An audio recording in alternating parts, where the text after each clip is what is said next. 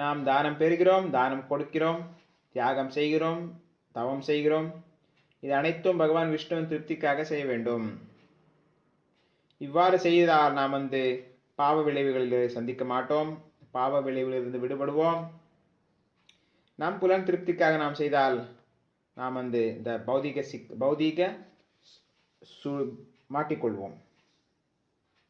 இந்த பிறப்பு இறப்பு சக்கரத்தில் நாம் மாட்டிக்கொள்வோம்.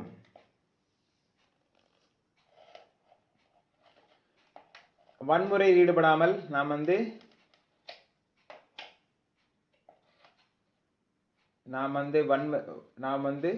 பணிவை முதலில் பணிவு இருக்க வேண்டும், அகங்காரம் இருக்கக்கூடாது.